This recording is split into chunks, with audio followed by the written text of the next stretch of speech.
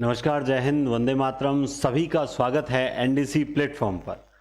तो काफ़ी लंबा गैप था और लंबे गैप का जो रीज़न था वो टेलीग्राम पर मैंने बता दिया था। तो कई बार इस टाइप की प्रॉब्लम्स हो जाती है जिस पर हमारा वश नहीं रहता है, तो क्लासेस बंक हो जाती है। तो आप निश्चिंत रहें, आप टेलीग्राम जो हैं वो देखते रहें। कोई भी सूचना होगी, किसी भी प्रकार की परिस्थिति होगी तो आपको टेलीग्राम पर सूचित किया जाएगा। और अगर 2-3 दिन, जैसे स्वास्थ्य ऐसी चीज़ है जो हमारे हाथ में नहीं होता, है ना? तो आपको अगर 2-3 दिन गैप आए, ऐसा लगे कि सर कोर्स पूरा करवाएँगे, ये आप निश्चिंत रहो। मैंने जब बोल दिया कि मैं कोर्स आपको पूरा यहीं यूट्यूब पे करवा दूँगा, फिर मैं आपको यूट्यूब पे करवा दूँगा, फिर आप टेंशन मत लो, चाहे कैसे भी करवाएँ, धीरे-धीरे करवाएँ, है ना? लेकिन कई बार गैप लेना मजबूरी इसलिए भी हो जाता है क्योंकि जब मतलब एकदम मन भी बिल्कुल नहीं होता, एकदम मतलब अजीब-सा महसूस होता है, तो यूँ होता है कि नहीं यार, क्लास के साथ धोखा नहीं हो। तो क्लास जब दें, तो पूरी तैयारी के साथ दें और बेस्ट कंटेंट, बेस्ट ट्रिक्स, कुछ अच्छी चीज़ समझाएँ, तब देने का मज़ा आता है। वरना हमने बहुत बार ऐसा किया है कि क्लास रिकॉर्ड करने के बाद वापस हमने क्लास रिकॉर्ड की है कि नहीं, इस क्लास में हमें खुद को ही आनंद नहीं आता, तो सोचते हैं नहीं, ये क्लास हम अपलोड नहीं करेंगे, दोबारा रिकॉर्ड करेंगे, है ना? तो चलिए, आज हमारी जो नेक्स्ट क्लास है वो है महादेवी वर्मा को लेकर है। छायावाद की वृहद जो त्रयी है, उनमें वृहद त्रयी क्या मतलब, यूं कहूं कि जो 4 स्तंभ हैं उनमें शामिल हैं। क्या नाम है? महादेवी वर्मा। ठीक है, तो हम स्टार्ट करते हैं। देखिए, महादेवी वर्मा महादेवी वर्मा का जन्म 1907 से 1987, बहुत इजी है। 80 साल उनका जो आयु काल रहा था। और इनकी रचनाओं का जो क्रम है वो भी बड़ा बेस्ट है। निहार, रश्मि, निर्जा। तो आप इसको यूं भी याद कर सकते हो, निर्णी, जो इसका क्रम है, निहार, रश्मि और निर्जा। और अब बोलोगे सर इस नी को पहले रखें या इस नी को पहले रखें, तो देखिए, निहार और र से ही वापस कौन सी स्टार्ट हो रही है? रश्मि, फिर निर्जा है। ठीक है, 30, 32 और 35, तो ये इनका जो है वो समय काल है। इनके अंदर क्या है, जैसे निर्जा पर जो इनको है वो शेख सरिया पुरस्कार मिला था। क्या पुरस्कार मिला? शेख सरिया पुरस्कार। किस रचना पर मिला? तो वो इसी रचना पर मिला था, निर्जा पर। आज की क्लास में, अभी जैसे ही क्लास के अंत में मैं आपको जो टेस्ट सीरीज का शेड्यूल बोल रहा था, आज वो शेड्यूल बताने का समय आ चुका है और आज मैं आपको वो शेड्यूल आपसे शेयर करूंगा। आप देखेंगे और यही कहेंगे सर बहुत ज़बरदस्त शेड्यूल है। अगर इस तरीके से हमारे टेस्ट होते हैं तो यकीनन हम जो हैं हर टॉपिक जो है वो बहुत बेहतरीन ढंग से पढ़ पाएंगे और फिर उसका मूल्यांकन कर पाएंगे। तो निर्जा पर इनको मिला था शेख सरिया पुरस्कार मिला था, ये भी आपको ध्यान रखने लायक बात है और बढ़िया चीज़ है। इसमें आपके 58 गीत हैं। कितने हैं? इसमें आपको मिलेंगे 58 गीत, क्योंकि हालांकि पूछते नहीं है लेकिन इनके बारे में पूछा जा सकता है, इसलिए मैंने आपको बता दिया। 58 गीतों का संकलन है। जैसे इसमें 47 गीत हैं। इस प्रकार कैसे गीत हैं? कितने गीत हैं? 47। निहार, रश्मि, निर्जा, सांध्य गीत और दीप शिखा, ये 2 रचनाएं भी इनकी है। अगर क्रम पूछ ले तो याद रखना, निर्णी सादी। आप इसको यूं, निर्णी सदी। महादेवी वर्मा का जन्म हुआ था वो निर्णी सदी में हुआ था। निर्णी आप किन क्या मारवाड़ी में? निर्णी अपने मारवाड़ी में कहते हैं, जैसे मान लो बिना जल और आहार ग्रहण किए होते हैं कि आज मैं निर्णय काल जे, जैसे सुबह सुबह जल्दी उठकर बिना कुछ मतलब खाए पिए, बोला ना कि निर्णय काल जे, तो निर्णी शब्द। तो निर्णी सदी में इनका जन्म हुआ था। निहार, रश्मि, निर्जा, सांध्य गीत और दीप शिखा। निहार में 47 गीत है, जबकि शेख सरिया पुरस्कार मिला था निर्जा पर और इसमें कुल 58 गीतों का संकलन है। ठीक है, अब उसके बाद जैसे बात करते हैं रश्मि के बारे में, स्पेशल कोई बात, तो रश्मि रचना जो है उस पर एक ये प्रश्न मुझे अच्छा लगा कि बौद्ध धर्म का प्रभाव, यानी अगर पूछा जाए प्रश्न कि निम्न में से किस रचना में बौद्ध धर्म का प्रभाव जो है देखा जा सकता है। और सर इसमें गीत कितने हैं? इसमें भी कोई गीत है क्या? हाँ बिल्कुल, इसमें भी कहा जाता है कि 35 गीतों का संकलन है ना। इसमें भाव वही दुख, अतृप्ति, निराशा, है ना, अनिच्छा, इस प्रकार के गीतों का संकलन है, जीवन दीप आदि। और बल्कि यूं कह सकता हूं बौद्ध धर्म का प्रभाव है और निराशा, दुख, आत्म तृप्ति, ऐसा कुछ है शायद। यूं कह सकता हूं कि इस रचना पर दुखवाद का प्रभाव है। मतलब ये दुखवाद से परिपूर्ण रचना कही जा सकती है ना। इसका मुख्य स्वर दुख का जो है वो बखान करना रहा है रश्मि का। निहार में क्या है, 47 गीत हैं। कितने गीत हैं? 47 गीतों का संकलन है, ठीक है। और इसमें भी निराशा है और रहस्यवाद का प्रभाव है। और सांध्य गीत 1936 की है, दीपशिखा 1942 की है। इनकी एक पत्रिका थी चांद। तो ये दीजिए। अब इनका संकलन जो है किस किस का, निहार, रश्मि, निर्जा, सांध्य गीत, इनका जो संकलन है वो किस नाम से किया है? वो किया है यामा नाम से। इन सब में अलग अलग गीत हैं, अलग अलग गीतों के नाम भी दे रखे हैं कुछ में, वो इतने नहीं पूछेंगे। निहार, रश्मि, निर्जा, सांध्य गीत, इन सब का संकलन जो है वो यामा नाम से इन्होंने किया है। और इसी यामा पर इनको जो है ज्ञानपीठ पुरस्कार मिला था 1982 में। 1982 में उनको इसी रचना पर क्या मिल गया था? ज्ञानपीठ पुरस्कार मिला था। निर्जा के लिए लिखा हुआ है पहले से ही शेक्सपियर पुरस्कार मिला था। और इन्होंने एक काम और किया था, जो तत्कालीन लेखक और कवि वगैरह थे उनकी सहायतार्थ एक साहित्यकार संसद नामक संस्था स्थापित की। तो ये भी थोड़ा ध्यान रखना कि साहित्यकार संसद जो है वो किसने जो है मतलब किसने स्थापित की? तो वो है लेखकों की सहायतार्थ साहित्यकार संसद महादेवी वर्मा ने स्थापित की थी, ठीक है। अब बात करते हैं सांध्य गीत की। सांध्य गीत में भी 45 गीतों का संकलन है। कितने गीतों का? 45 गीतों का संकलन है, कोई खास बात नहीं। लेकिन ये जो इनकी रचना है ये दार्शनिक प्रभाव से युक्त है। यानी इस रचना पर जो है दार्शनिक प्रभाव जो है वो देखा जा सकता है।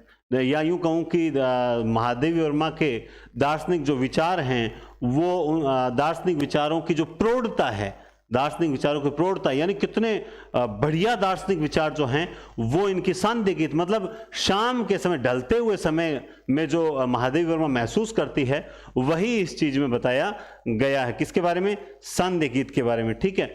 अब जो दीपशिखा है इसमें क्या है? इसमें 51 गीत हैं। कितने गीत हैं इसमें? 51 गीत हैं, ठीक है। और इस जो काव्य संग्रह है इसका प्रमुख केंद्र बिंदु दीपक ही है। मतलब सारे जो गीत हैं वो दीपक को लेकर ही लिखे गए हैं। ये भी इसकी एक खास बात है, ठीक है। निहार, रश्मि, निर्जा, सांध्य गीत और दीपशिखा, तो ये कुल मिला के 5 हैं। 47 गीत, 35 गीत, फिर 58 गीत, और सांध्य गीत में आपको बताया मैंने अभी 45 गीत है, इसमें भी दार्शनिक विचारों से युक्त है, जबकि रश्मि बौद्ध धर्म के प्रभाव से युक्त है। दीपशिखा का जो केंद्र बिंदु है वही क्या है? दीपक है। इनकी पत्रिका चांद है। और इसके अलावा इन सब का संकलन जो है वो कहलाता है यामा नाम से। किस नाम से कहलाता है? यामा नाम से कहलाता है। इसमें भी कोई विशेष बात नहीं है ना। और ये जैसे निर्जा है तो निर्जा में बता दिया शेक्सपियर पुरस्कार। इसमें एक चीज और बता सकते हैं, हाँ, इसमें भावुकता के स्थान पर आपको अनुभूति देखने को मिलती है। मतलब ये भावुक रचना नहीं है, बल्कि निर्जा में कहीं ना कहीं महादेवी वर्मा जो उन्होंने खुद ने अनुभूत किया उसका वर्णन इसमें देखा जाता है। जबकि बौद्धवाद का प्रभाव रश्मि पर है। जबकि सांध्य गीत में क्या है? रश्मि में दुखवाद तो है ही, ठीक है, दुखवाद की प्रतिष्ठा तो है ही। निर्जा भावुकता के स्थान पर अनुभूति है। सांध्य गीत में जो है वो दार्शनिक प्रभाव देखा जाता है। तो ये भी कोई विशेष बात नहीं है, ठीक है। और दीपशिखा मैंने बता दिया दीपक को केंद्र में लिखा गया। लेकिन दीपक को केंद्र में लेकर तो लिखा गया, तो दीपक प्रतीक किसका है? दीपक जो है महादेवी वर्मा ने आत्मा का प्रतीक बताया है। किसका प्रतीक बताया है? महादेवी वर्मा ने आत्मा का प्रतीक बताया कि दीपक जो है वो आत्मा का प्रतीक है, जो हमेशा अडिग रहकर जो है जीवित रहने का प्रयास करता रहता है। इसके अलावा देखते हैं और कोई रचनाएं भी है क्या? हाँ, इसके अलावा लिखी हुई नहीं है, यहां पर लिख देता हूं। सप्तवर्णा इनकी एक रचना है जिसका नाम है सप्तवर्णा। और सप्तवर्णा में क्या है वो भी लिख लेना आप लोग। ऋग्वेद के जो मंत्र हैं, याद रखना, इनकी रचना है सप्तवर्णा। उसमें ऋग्वेद के जो मंत्र हैं उनका हिंदी उच्चारण है। ये बहुत अच्छी बात है। आप जानते हैं, अगर आपने गद्य भाग में महादेवी वर्मा का जो एक लेसन है वो पढ़ा होगा। महादेवी वर्मा का बचपन, मेरे बचपन के दिन है क्या, जिस प्रकार से जब वो उर्दू समझाने आता था मौलवी, तब महादेवी वर्मा जो है चारपाई के नीचे छिप जाती थी। और इनके 7 पीढ़ियों में पहली लड़की ये जन्म लेने वाले थे महादेवी वर्मा। तो संस्कृत जब माँ के प्रभाव से संस्कृत सीखनी प्रारंभ की तो संस्कृत में इनकी रुचि भी लगी और ये मंत्रों का उच्चारण भी करती थी। और एक समय बाद इन्होंने एक रचना लिखी सप्तवर्णा, जिसमें उन्होंने ऋग्वेद के जो मंत्र थे उनका हिंदी में उच्चारण जो है वो किया गया था। ठीक है, इसके अलावा इनकी एक रचना और भी है जिसको कहा जाता है प्रथम आयाम। ये भी नोट कर लेना, प्रथम आयाम। तो प्रथम आयाम जो है कहते हैं कि पहले ब्रज भाषा में लिखी हुई थी। प्रथम आयाम जो रचना है वो ब्रज भाषा की कविता थी, है ना। बल्कि यूं कहें कि प्रथम आयाम में ब्रज भाषा में लिखी हुई कविताएं संकलित हैं। और प्रारंभिक काल की ब्रज भाषा की जो कविताएं हैं महादेवी वर्मा की, वो सारी प्रथम आयाम संग्रह में संकलित हैं। और ब्रज भाषा छोड़ते समय और खड़ी बोली अपनाते समय, यानी खड़ी बोली की जो प्रारंभिक कविताएं हैं और ब्रज भाषा की शेष कविताएं हैं, वो सारी इनकी प्रथम आयाम जो काव्य संग्रह है इसमें संकलित देखने को मिलती है। ठीक है, तो यहां पर ऐसा कुछ नहीं है। 2 रचनाओं के बारे में एक्स्ट्रा लिखाना था। मरुस्थल की मंदाकिनी कहा है किसने? सुमित्रा नंदन पंत ने इनको मरुस्थल की मंदाकिनी कहकर पुकारा है। जबकि महादेवी वर्मा की जो काव्य शैली है, या महादेवी वर्मा की जो यूं कह सकते हैं कि जो वेदना, जो पीड़ा है ना, वेदना में डूबी कवियत्री, मतलब वेदना के कारण, पीड़ा के कारण कहीं ना कहीं इनको आधुनिक मीरा की संज्ञा भी दी जाती है। महादेवी वर्मा के काव्य में रहस्यवादी प्रवृत्ति तो इतनी है कि कुछ विद्वान कहते हैं कि महादेवी छायावाद की एकमात्र ऐसी कवियत्री है या कवियों में से एक है जो रहस्यवाद से बाहर ही नहीं आती है। बाकी सब कोई प्रगतिवादी तत्वों से पूर्ण रचना लिखते हैं, कोई मानवतावादी तत्वों से पूर्ण रचना लिखते हैं, लेकिन महादेवी वर्मा रहस्यवाद से बाहर ही नहीं आती है। महादेवी वर्मा को सजल गीतों की गायिका कहा जाता है। अब यहां पर इसको रटने की बजाय समझें तो ज्यादा, सजल गीतों की गायिका कैसे? सजल मतलब आप महादेवी वर्मा के गीतों को पढ़कर आप अपने आंसुओं को नहीं रोक सकते।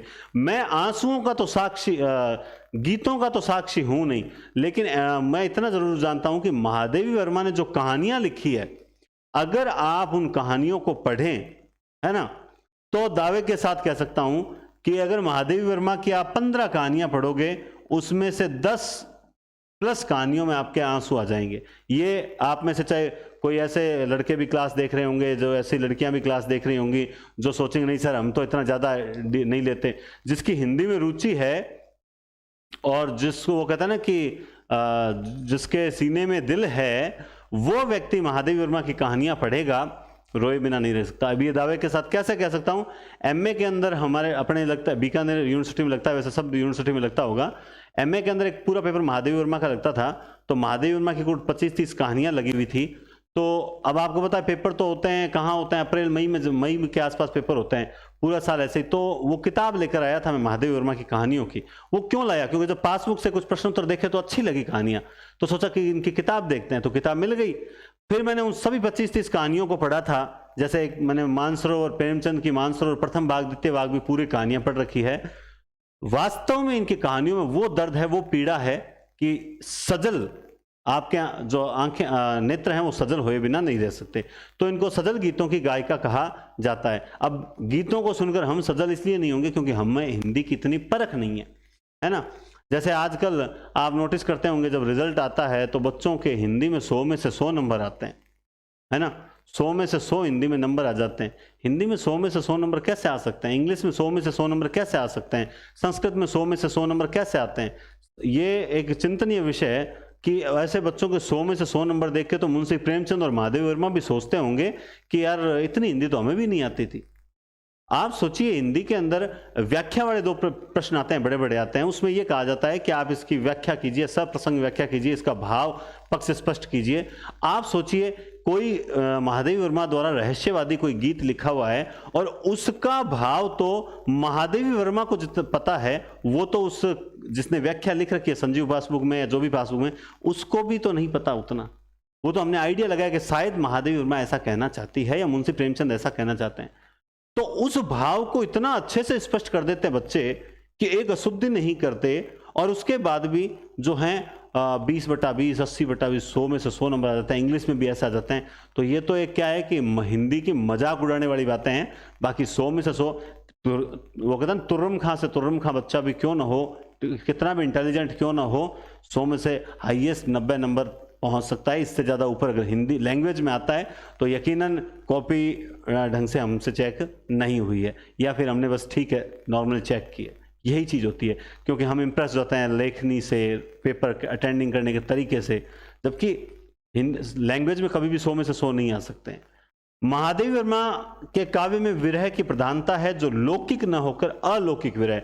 अलौकिक विरह और लौकिक विरह में अंतर क्या? लौकिक विरह वो है जो हम मतलब एक जैसे हमें कोई चीज़ चाहिए, कोई वस्तु चाहिए, मेरे पास गाड़ी नहीं है, गाड़ी को देखकर मैं रोने लग गया, तो ये क्या है? विरह है, गाड़ी के लिए विरह, जो ये लौकिक विरह है। मैं आपको एकदम देसी एग्जाम्पल से समझा रहा हूँ।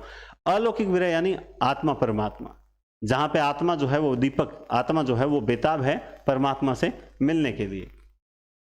महादेवी वर्मा की खड़ी बोली में रचित प्रथम कविता जो है वो दिया है। ये एक मेन फैक्ट है, मेन प्रश्न है, इसको भी जरूर आप याद रखिएगा।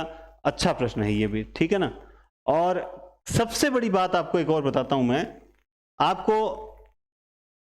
आपको ऐसा लगता होगा ये जो निहार, रश्मि, निर्जा, सांध्य गीत, ये नाम है, क्रम है ना।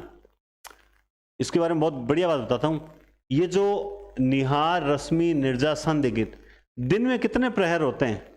4 प्रहर होते हैं, मानते हो? वैसे कुल 8 प्रहर होता है, बाकी दिन में कितने होते हैं? 4 प्रहर। और दिन का चौथा प्रहर कौन सा होता है? संध्या। संध्या प्रहर होता है चौथा, समझ गए? तो ये दिन, जो दिन होता है ना, उस दिन को क्रमबद्ध रूप से प्रस्तुत किया गया है। निहार में प्रातःकाल के आसपास की कविताएं, उसके बाद की सांध्य गीत में जीवन के अंतिम क्षणों की, तो है तो इनकी प्रतीकात्मक, लेकिन ये चारों में दिन के प्रहरों का वर्णन है क्रमबद्ध, और इसीलिए दीपशिखा को शामिल नहीं किया। निहार, रश्मि, निर्जा, सांध्य गीत को संकलन किया चारों को, क्योंकि इसमें दिन के सभी प्रहर जो हैं वो चरणबद्ध रूप से प्रस्तुत किए गए हैं। आप इस चीज को इसलिए बता रहा हूं ताकि आपको याद करने में आसानी हो जाएगी।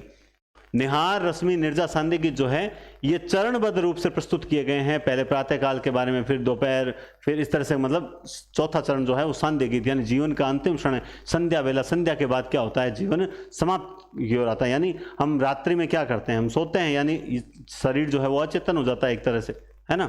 तो वही चीज है। तो ये भी अच्छी चीज बताइए आपको। तो खड़ी बोली में रचित प्रथम कविता दिया है, और जो निहार, रश्मि, निर्जा और सांध्य गीत है वो दिन के चारों प्रहरों का वर्णन चरणबद्ध दिया गया है। तो मैं आपको अभी बताऊंगा, और अभी आपको मैं बताऊंगा, क्या बताऊंगा? शेड्यूल जो है टेस्ट सीरीज का वो बताने जा रहा हूं, बस थोड़ा सा और। सांध्य गीत, इस सांध्य गीत रचना में महादेवी वर्मा के दार्शनिक विचार हैं, ये बात क्लियर हो गई, मैंने अभी आपको बता दी। निहार रचना महादेवी वर्मा का प्रथम काव्य संग्रह है, नो डाउट प्रथम काव्य संग्रह है। निहार की भूमिका के लेखक हरियोध हैं, वेरी वेरी इंपॉर्टेंट। जो निहार रचना है उसकी जो भूमिका लिखी थी वो किसने लिखी थी? हरियोध ने लिखी थी। निहार की भूमिका किसने लिखी थी? हरियोध ने लिखी थी। छोटी सी बात है मगर गहरी बात है। शुक्ल के अनुसार, रामचंद्र शुक्ल के अनुसार, छायावादी कहे जाने वाले कवियों में महादेवी वर्मा रहस्यवाद के भीतर ही रहती है, इससे बाहर निकलती ही नहीं। छायावाद ने यदि महादेवी वर्मा को जन्म दिया है तो महादेवी ने छायावाद को प्राण दिया है। विनय मोहन शर्मा ने एक बहुत बड़ी बात कह दी है कि अगर छायावाद ने महादेवी वर्मा जैसे कवयित्री को जन्म दिया तो महादेवी वर्मा ने भी उस छायावाद को मजबूत करने में या उस छायावाद को जीवन देने में, उसको और ज्यादा प्रगति करने में भी अपना योगदान दिया, उसे प्राण दिए हैं। ये बात कौन कहते हैं? विनय मोहन शर्मा जो हैं वो ये बात कहते हैं। ठीक है, तो अब महादेवी वर्मा के बारे में ऐसा विशेष कुछ नहीं है। बाकी हम जब संस्मरण रेखा चित्र पढ़ेंगे तो हम पढ़ेंगे कि भाई महादेवी वर्मा के संस्मरण और रेखा चित्रों को अलग करना बहुत मुश्किल है, इसीलिए उनके जो रचनाएं उनको संस्मरणात्मक रेखा चित्र कहा जाता है। लेकिन फिर भी हम जब पढ़ेंगे तब उन दोनों को अलग अलग भी करेंगे, ये भी हम देखेंगे। ठीक है, उसके बाद आइए देखते हैं थोड़ा सा उदय शंकर भट्ट। उदय शंकर भट्ट 1893 1916 है, 98 सॉरी, और वैसे कोई नहीं पूछेगा। इनकी एक रचना है तक्षशिला 1931। इंपॉर्टेंट, मैंने आपसे पहले भी कहा है कि इतिहास में, हिंदी साहित्य के इतिहास में कुछ सन ऐसे हैं जो अमर हो गए। 1931 में आपने देखा था साकेत भी लिखा गया था, है ना, तो 1931 उनमें से है क्या। इसी तरह से राका, विसर्जन, मानसी, अमृत और विष, अमृत और विष। तो राका यानी रात्रि, रात्रि में तक्षशिला में राका थी, तक्षशिला में रात थी, राका थी। तब विसर्जन किया गया था मानसी का, तक्षशिला में रात्रि थी, उस समय मानसी का विसर्जन किया गया था, क्योंकि मानसी ने अमृत और विष दोनों साथ साथ पी लिए थे।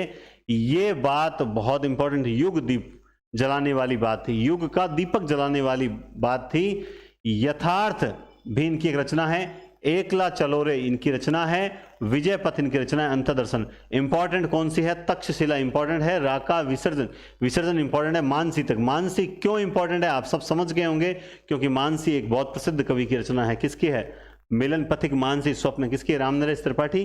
तो इसलिए मानसी, अगर और रामनरेश त्रिपाठी ऑप्शन में नहीं है तो उदय शंकर भट्ट होगा, इसलिए इस रचना को याद जरूर रखना। एक ये भी थोड़ा याद रखना, एकला चलोरे, क्या है, एकला चलोरे, ये भी रचना याद रखना। अब गुरु भक्त सिंह के बारे में कभी पूछा तो नहीं गया है, कोई नेट वगैरह में पूछा गया तो मैं कह नहीं सकता, लेकिन इंपॉर्टेंट मुझे इसलिए लगती है कि जिस रचना में सर्ग हो, यानी प्रबंधात्मक रचना टाइप हो, तो वो इंपॉर्टेंट होती है। नूरजहां इनकी एक ऐसी रचना है जो 18 सर्गों में है, और विक्रमादित्य जो है 1947 में लिखी थी, 44 सर्ग है। अब ये रचना कहां काम आ जाती है, जहां पर जो है मिलान वाले प्रश्न आ जाते हैं।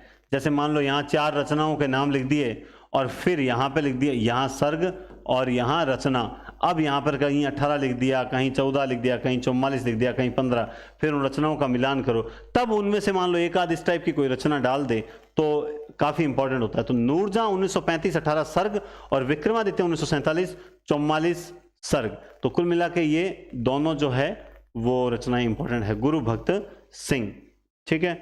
और उसके बाद आते हैं श्याम नारायण पांडे। हमने पहले पढ़ा था, मैंने आपको कहा था कि श्याम नारायण पांडे एक बार वापस जरूर देख सुनने को मिलेंगे, है ना। तो श्याम नारायण पांडे, इनकी रचना हल्दी घाटी 1939, 17 सर्ग की रचना है। कितने सर्ग की रचना है, 17 सर्ग की रचना है। इस रचना पर इनको देव पुरस्कार मिला था, इस रचना पर इनको देव पुरस्कार मिला था। इनकी एक रचना है जोहर, जो 1944 में लिखी थी। इस रचना में जो सर्ग होते हैं उनको, अध्याय जो होते हैं उनको चिंगारियां कहकर संबोधित किया गया है। यह बात इस रचना को इंपॉर्टेंट बनाती है। जोहर 1944, 21 चिंगारियां, अध्यायों को चिंगारियां कहकर संबोधित किया गया है, इसलिए यह बात इस रचना को इंपॉर्टेंट बनाती है। उसके बाद है इस रचना पर, जोहर पर इनको द्विवेदी युग पुरस्कार मिला, जबकि हल्दी घाटी पर देव पुरस्कार मिला था। इसके अलावा इनकी रचना है त्रेता के 2 वीर, इसको तुमुर नाम से भी जाना जाता है। त्रेता के 2 वीर जो रचना है उसको तुमुर नाम से भी जाना जाता है। तो हल्दी घाटी, जोहर, तुमुर या त्रेता के 2 वीर एक ही। उसके बाद इनकी माधव है, रिमझिम है, गोरावध और बालीवध, शिवाजी, है ना। तो माधव जो थे, माधव ने रिमझिम बरसती बारिश में गोरे का वध कर दिया, माधव ने रिमझिम बरसती बारिश में गोरे का वध कर दिया, और इधर बाली का वध कर दिया शिवाजी ने। ये लो साहब, हमने राम जी का सुना था, लेकिन शिवाजी ने कर दिया बाली का वध। और इस बात को सुनकर वशिष्ठ और परशुराम में क्या छिड़ गई, बहस छिड़ गई। उन्होंने कल्पना ही नहीं की थी, वशिष्ठ और परशुराम जी ने कल्पना ही नहीं की थी कि शिवाजी बाली का वध कर देगा और उधर रिमझिम में माधव जो है वो गौरों का वध कर देगा। क्योंकि ऊपर तो जोहर हो रहा था, कहीं त्रेता के 2 वीर तुमुर नाम से जाने जा रहे थे, वहां हल्दी घाटी पर देव पुरस्कार मिल रहा था। तो बस रचनाएं हैं, आनंद लीजिए। हल्दी घाटी पर देव पुरस्कार, जोहर पर द्विवेदी पुरस्कार, फिर माधव ने रिमझिम में जो है गौरों का वध कर दिया, इधर बाली का वध कर दिया शिवाजी ने। ये बात जब वशिष्ठ और परशुराम को पता चली तो उन्होंने तो कल्पना ही नहीं की, उन्हें तो आश्चर्य हुआ। तो बस श्याम नारायण पांडे खत्म। इसके अलावा श्याम नारायण पांडे में क्या याद रखोगे, 21 चिंगारियां जोहर में हैं, इतना जरूर आपको याद रखना पड़ेगा। तो ये श्याम नारायण पांडे, उदय शंकर भट्ट, गुरु भक्त सिंह, महादेवी वर्मा, ये 4 लेखक कवियों को हमने अभी पढ़ा। अब बात करेंगे हम लोग जो आपकी टेस्ट सीरीज जो होने जा रही है उसके शेड्यूल की बात करेंगे। तो आप देख सकते हैं यहां पर आपको शेड्यूल दिखाई देगा। ये जो शेड्यूल इस प्रकार सेट किया गया है कि अभी आपकी वैकेंसी नहीं है, ठीक है, अभी तक आई नहीं है, तो उस दौरान मेरा उद्देश्य ये है इन क्लासेस देने का कि मैं आपको साहित्य, काव्य शास्त्र और व्याकरण मजबूत करवा दूं, ठीक है ना, मजबूत करवा, ताकि इनमें सिर्फ हमारा बाद में वैकेंसी आने के बाद रिवीजन बाकी रहे। इसीलिए मैंने आपको नोट्स अवेलेबल करवा दिए पहले ही, और ये शेड्यूल बहुत सोच समझ के कि किस हिसाब से सेट किया जाए, क्योंकि ऐसा नहीं होता एक टेस्ट आदिकाल का, एक भक्तिकाल का, एक रीतिकाल का, रीतिकाल को 2 भागों, ऐसा नहीं। मैंने बहुत सोच समझ के बढ़िया टेस्ट तैयार किया है। इसमें आपके हिंदी साहित्य, आप देख सकते हैं हिंदी साहित्य एवं काव्य शास्त्र टेस्ट सीरीज किया है नाम से, एनडीसी क्लासेस पर UGC NET, SET, KVS, NVS, PGT, TGT, ये सभी जो हैं क्लासेस जो हैं वो यूट्यूब पर आप देख सकते हैं। यूट्यूब पर अपनी क्लासेस चल ही रही हैं, इसमें कोई संदेह ही नहीं है ना। ये सारी क्लासेस कहाँ चल रही है? यूट्यूब पर निःशुल्क चल रही है, आप जानते ही हैं। School lecturer, second grade teacher, new batches, ये भी अभी क्लासेस कहाँ चल रही है? अपनी यूट्यूब पे चल रही है। और ऑफलाइन बैच के लिए जो बच्चे मैसेज कर रहे हैं उनको बता दूं, अभी थोड़ा समय लगाएंगे, जल्दबाजी नहीं करेंगे, एक बार फिर अपन लगाएंगे जरूर, ठीक है। आइए तो अब बात करते हैं, अब शेड्यूल देखें आप। सबसे पहले जैसे अपने आदिकाल को लिया हमने आदिकाल, तो आदिकाल में 3-4 टेस्ट तैयार किए हैं। एक टेस्ट जिसमें हम इतिहास, काल विभाजन, नामकरण, प्रवृत्तियां, इनके बारे में लगभग पूछेंगे, ठीक है। प्रत्येक टेस्ट में जो 3 जो है संपूर्ण वाले छोड़ के, इन प्रत्येक टेस्ट में लगभग 40 से 50 प्रश्न रखने का विचार है। जैसे इसमें 40 से 50, ठीक है, इसमें भी 40 से 50, इस तरह से रखेंगे। संपूर्ण आदिकाल का जो टेस्ट होगा उस टेस्ट में तीनों का जो मिक्सअप है वो उस टाइप से आ जाएगा, ताकि आपका एक ही काल 4 बार रिवीजन होगा, पहली बात। और आपको जब इतना पढ़ने को दे दिया तो होशियार मत बनना, सिर्फ इतना ही तैयार करने का प्रयास करना। फिर भक्तिकाल, तो भक्तिकाल को डिवाइड किया सगुण में, निर्गुण में, ठीक है, और फिर कर दिया संपूर्ण भक्तिकाल। यहां जो है एक ब्लैक पट्टी और आनी चाहिए थी, क्योंकि ये भी संपूर्ण भक्तिकाल। तो सर आपने यहां तो ज्यादा दे दिया, ज्यादा नहीं है, आप सोच के देखिए। निर्गुण जो सगुण निर्गुण की बात करते हैं, तो निर्गुण में जब संत और सूफी पढ़ोगे तो सूफियों में तो वो 1.5 पन्ने का ही काम है टोटली। सूफी तो पूरे 1.5 पन्ने का ही है काम, मैंने शायद एक ही क्लास में बता दिया था सूफियों को, तो ज्यादा है नहीं। और उसके बाद संत हैं, तो उसमें कबीर, रैदास, ये 2-4 संत हैं। तो ये थोड़ा सा जो है आपको 2 टेस्ट होंगे, क्योंकि फिर क्या है कि अगर मैं केवल आपको दे दूं कैसे जैसे सूफी, तो उसमें से सिर्फ रचनाएं पूछ लो, ज्यादा कोई अच्छे प्रश्न नहीं बनते। इसलिए यहां प्रश्न बहुत बनते हैं। आप ये मत सोचना कि भक्तिकाल बड़ा है, ये किसी भी टॉपिक की जो शुरुआत होती है ना वो बहुत बड़ी होती है, यहां ज्यादा प्रश्न बनते हैं बजाय इसके, ठीक है। अब बात करते हैं रीतिबद्ध, किसकी? रीतिबद्ध। तो आप देखो रीतिकाल, तो रीतिकाल में वही सेम चीज है, 3 टेस्ट हैं, जिसमें एक तो है रीतिबद्ध काव्यधारा, ये बड़ी होती है, आप जानते ही हैं। रीति सिद्ध और रीति, तो रीति सिद्ध में तो एक बिहारी पढ़ना है अपने को, तो रीति सिद्ध, रीतिमुख साथ में, और फिर संपूर्ण रीतिकाल।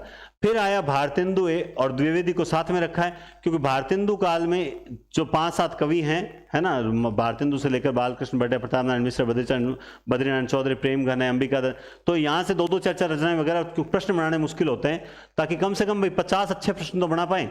उसके बाद ऐसा नहीं कि केवल सर अलग अलग कर देते, नहीं, देखो नीचे और देखो, भारतेंदु द्विवेदी, फिर दूसरे टेस्ट में भारतेंदु द्विवेदी और छायावाद, यानी छायावाद अकेला नहीं छोड़ा, फिर भारतेंदु द्विवेदी को भी साथ में ले लिया, ताकि 3 काल मिक्स हो, इधर इनका रिवीजन और ये आ गया नया।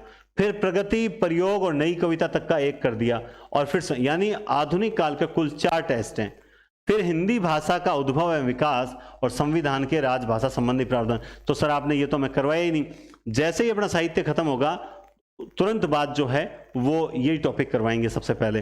तो सर ये टेस्ट कब से स्टार्ट हो रहे हैं? अब मुझे पता है आपके वो क्या है ना, खटाव नहीं है, धैर्य नहीं है, धैर्य से सुनना, ठीक है। अब बात करते हैं गद्य विधाओं की।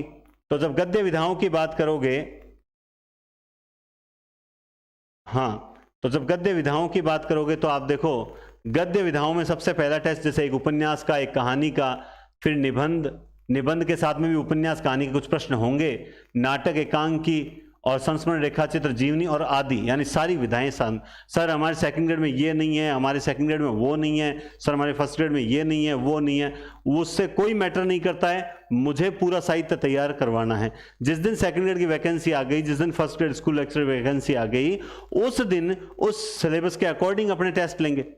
लेकिन एक बार मेरा उद्देश्य पूरा तैयार करवाना है, तो अक्सर क्या होता है कि मैं 5 स्टूडेंट है, यानी आप सोच लीजिए, एक बार छोटा सा आंकड़ा बता रहा हूं, मैं 2 स्टूडेंट की बात मानता हूं, 3 नाराज हो जाते हैं, इनकी बात तो यूं करके सारा सिस्टम गड़बड़ हो जाता है। इसलिए मैं काम मेरे अनुसार ही करूंगा। आपको मैं यही कहूंगा कि इस तरीके से हमने सेट किया और बहुत सोच समझ के सेट किया। तो आपको संस्मरण रेखा चित्र, अगर आपको लगता है ये सिलेबस में नहीं है, टेस्ट मत देना, इट्स ओके, कोई दिक्कत नहीं है। लेकिन मैं तो पूरा सब स्टूडेंट्स को साथ लेकर चलने वाला हूं। फिर हो जाएगा संपूर्ण साहित्य का विस्तृत रिवीजन टेस्ट, समझ गए। अब यहां तक गद्य विधाएं कंप्लीट हो जाएगी, तब पूरे आदिकाल से लेकर गद्य विधाओं तक एक पूरा टेस्ट होगा, जिसमें लगभग 100 से 150 नंबर का होगा, 100 से 150 क्वेश्चन का होगा। फिर काव्य शास्त्र, क्योंकि ये टेस्ट जब तक होंगे, अभी तक मैंने डेट नहीं लिखी, आप देख सकते हैं, है ना। तो अलंकार है, छंद है, रस है, गुण, इनके एक एक टॉपिक होते रहेंगे, टेस्ट लेते रहेंगे इस तरीके से। फिर बात करते हैं, आप पूरा देखें आगे। हाँ, उसके बाद जो है 28 नंबर टेस्ट बहुत इंपॉर्टेंट है। कैसे है? इसमें हमने विविध रखा है, यानी हिंदी साहित्य की प्रमुख पत्रिकाएं, उनका पत्रिकाओं, ताकि एक दिन ऐसा आए जिस दिन आप साहित्य नहीं पढ़ो, आप हर कवियों की पत्रिकाएं जो हैं उनके बारे में जानो, पूरे दिन उन्हीं को पढ़ो, कहां से वो प्रकाशित होती थी, किसने उनका कार्यभार संभाला था, साप्ताहिक थी या मासिक थी, तो सिर्फ पत्रिकाओं के बारे में। पुरस्कार के बारे में जो है, ज्ञानपीठ पुरस्कार हैं, साहित्य अकादमी पुरस्कार हैं, व्यास सम्मान है या स्पेशल शेक्सपियर पुरस्कार हैं। कई पुरस्कार ऐसे हैं जो केवल महिला लेखकों को दिए जाते हैं, कई पुरस्कार ऐसे हैं जो केवल पुरुष लेखकों को। आपको अभी तक आप में से बहुत जनों को नहीं पता इन चीज़ों के बारे में, तो ये भी चीज़ें ध्यान रखने लायक है। इसलिए एक विविध, इसके अलावा कोटेशन, उस दिन आपको सिर्फ कोटेशन ही कोटेशन पूछे जाएंगे, मतलब समझ रहे हो, जैसे ये पंक्ति किसकी है, ये पंक्ति किसकी है, इस टाइप का एक पेपर होगा। हालांकि जब आदिकाल भक्तिकाल होगा तो इस टाइप के क्वेश्चन आएंगे, लेकिन इसमें सिर्फ वही होंगे, या विशेष तथ्य, या कोई किसी कवि के बारे में विशेष बात हो, जैसे अभी हमने पढ़ा सजल गीतों की गायिका किसे कहा जाता है, सिर्फ कोटेशन, इनमें रचना एक भी नहीं पूछेंगे। तो और ये पेपर भी होगा 100 क्वेश्चन का, 100, क्योंकि कई बार पेपर आप देखते हो, आप बढ़िया तैयारी करके जाते हो, जो ये विविध में से कुछ प्रश्न आ जाते हैं एक्स्ट्रा, ये अपने गलत हो जाते हैं या छोड़ने पड़ते हैं, तो विविध को लेकर भी एक टेस्ट तैयार करेंगे। फिर 29 नंबर 30 नंबर संपूर्ण पाठ्यक्रम पर आधारित 2 मेजर टेस्ट भी रखे हैं। तो कुल ये शेड्यूल जो है वो 30 टेस्ट का है। जैसे आप बोलो सर 50 टेस्ट का बोला था आपने, इसमें 30 है। अब सोच के देखना, ये कितने हो गए? 30। अभी तक इसमें व्याकरण नहीं है, अभी तक इसमें स्नातक नहीं है ना, स्नातक स्तर नहीं है, व्याकरण नहीं है, शिक्षण विधियां नहीं है। सोचिए, ये 50 तो मैंने एक आंकड़ा दिया है, ये टेस्ट आपके 100 तक भी चले जाएंगे वैकेंसी तक। इसीलिए मैंने कहा था कि ये जो ऑनलाइन टेस्ट सीरीज ज्वाइन करने के लिए आप प्ले स्टोर से हिंदी पॉइंट डाउनलोड करें और 30 नंबर जो क्लास है उसको देखें और टेस्ट सीरीज जो है वो परचेज करें, क्योंकि जिस दिन वैकेंसी आ गई, आप जानते हैं कि वैकेंसी आने के बाद जब थोड़ा बहुत आप जानते हैं कि मूल्य में वृद्धि होती है, तो जिन्होंने लिया है और वो सोच रहे हैं कि सर अभी तक टेस्ट स्टार्ट नहीं किया, उनको ये बता दूं कि ये हमारा शेड्यूल है ऑनलाइन टेस्ट सीरीज, है ना। जो क्लासेज इसकी पूरी यूट्यूब पे चल रही है अपने, ये जो क्लासेज चल रही हैं, और हिंदी पॉइंट पर ये टेस्ट स्टार्ट होंगे। और फिर भी किसी को कोई दिक्कत आती है तो ये नंबर दे रखे हैं। ये शेड्यूल दोस्तों मैं शेयर करूंगा आपसे, मैं आपसे शेयर करूंगा टेलीग्राम पर। आपसे यही निवेदन है कि ज़्यादा से ज़्यादा हिंदी से तैयारी करने वाले अभ्यर्थियों तक इसको भेजें और बताएं। अब बात करते हैं, सर आप डेट क्यों नहीं बता रहे? बिल्कुल, आपके ये जहन में बहुत अच्छा प्रश्न है। तो इसमें अभी तक डेट नहीं लिखी हुई है, आप नोटिस करेंगे। तो डेट कब बताओगे सर आप? अभी बता देता हूं। ये देखिए, अभी हम क्या पढ़ रहे हैं? अभी छायावाद, यानी छायावाद की एक मेगा क्लास और होने वाली है। आजकल मैं एक क्लास और ले लूंगा, छायावाद कंप्लीट हो जाएगा। फिर प्रगतिवाद, प्रयोगवाद, नई कविता, हाईएस्ट ये 6 से 7 क्लास में कंप्लीट हो जाएगा। ये प्रयोगवाद थोड़ा समय ज़्यादा लेगा, ठीक है, क्योंकि उसमें तार सप्तक हैं इसलिए, और ये प्रयोगवाद के साथ साथ नई कविता साथ साथ में हो जाएगा। तो 6 से 7 या हाईएस्ट 10 क्लास थोड़ा अच्छे से और करेंगे अपन, बढ़िया, तो 10 क्लास होगा, क्योंकि अभी तो मैंने देखा ही नहीं है, तो मैं देखूंगा कि भाई कितनी क्लास हो सकती है। तो 10 क्लास अधिकतम है, 6 क्लास न्यूनतम है। तो जैसे ही ये कविता काल पूरा होता है, तुरंत आपको अपने जो जहां हिंदी पॉइंट एप्लीकेशन में टेस्ट सीरीज परचेज कर रखी है, वहां ये शेड्यूल डेट वाइज मिल जाएगा और आपके टेस्ट जो हैं वो अपलोड होना स्टार्ट हो जाएंगे। और डेट वाइज नहीं भी अपलोड करते हैं तो भी कोई दिक्कत वाली बात नहीं है। मैं जिस दिन भी टेस्ट अपलोड करूंगा उससे 2 दिन पहले आपको सूचना कर दूंगा क्लास के अंदर और टेलीग्राम में वगैरह कि आज ये टेस्ट जो है 2 दिन बाद होने वाला है। तो ये ज़्यादा बेस्ट रहेगा। क्यों? क्योंकि डेट डालने के बाद क्या है, कुछ बच्चों, देखो हमें क्या है, सबका सोचना पड़ता है। कुछ बच्चों का क्या होता है, मैं बताता हूं। इसमें मान लो मैंने डेट डाल दी दोस्तों कि 26 तारीख को ही, 26 और ये महीना चला 4 और 23, ये ठीक है। अब ये 26 को हो गया, मान लो ये 27 को, ये 28 को, ये 29 को, 30 को, 1 को, 2, इस तरह से मान लो 3, 4। अब किसी बच्चे ने आज 4 तारीख को टेस्ट सीरीज ज्वाइन की, आज जो है वो ज्वाइन की। अब वो क्या बोलता है, सर ये तो ना पुराने टेस्ट हैं सर, ये तो पहले अब नई टेस्ट सीरीज स्टार्ट नहीं होगी क्या? अरे यार, नई टेस्ट सीरीज क्या होती है? आपने ज्वाइन कर लिया, अब जैसे ये वीडियो अभी बहुत जने बाद में भी देखेंगे, आप में से कई जने बाद में देखेंगे, तो आपने मान लो आज ज्वाइन किया है, जब ये वीडियो देखा उस दिन, तो कोई दिक्कत नहीं, आप अपने इस हिसाब से तैयारी करके दे दो कि चलो भाई सर के अपलोड किया हुआ है टेस्ट, मैं तो इसकी तैयारी कर लेता हूं और इसके अकॉर्डिंग मैं टेस्ट दे दूंगा, है ना। अपने हिसाब से टेस्ट दे दो, कोई दिक्कत थोड़ी। टेस्ट वहां सारे अपलोड हो गए, बढ़िया एडवांस 10 टेस्ट आपको मिल गए, ताकि आप अपने हिसाब से चल रहे हो और पीछे टेस्ट और अपलोड होते चल रहे हैं। तो आप ये ना देखें कि एकदम आपके अकॉर्डिंग, क्योंकि जो अभी देख रहे हैं वो लाइव टेस्ट अटेंड करते चलेंगे, जो लेट देखेंगे वो थोड़ा लेट ज्वाइन करेंगे। लेकिन पृथ्वीराज रासो बदलने वाला नहीं है, हजारी प्रसाद द्विवेदी, रामचंद्र शुक्ल बदलने वाला नहीं है। साहित्य वो का वो ही रहेगा, वो चेंज नहीं होगा। न क्लासेस चेंज होगी, न टेस्ट चेंज होंगे, और उनका मूल्य जो है वो भी उतना ही रहेगा। मूल्य मतलब यूं कह सकता हूं उनकी वैल्यू, उनकी वैल्यू भी उतनी ही रहेगी। ठीक है, तो उम्मीद करता हूं आपको ये शेड्यूल पसंद आया होगा। मुझे बहुत पसंद आया। अगर मेरे लिए मान लो इस तरह का शेड्यूल, जैसे असिस्टेंट प्रोफेसर की टेस्ट सीरीज हम लॉन्च कर रहे थे ना, तो उसके लिए तैयार किया था, फिर मैंने आपको भी इस टाइप से दे दिया।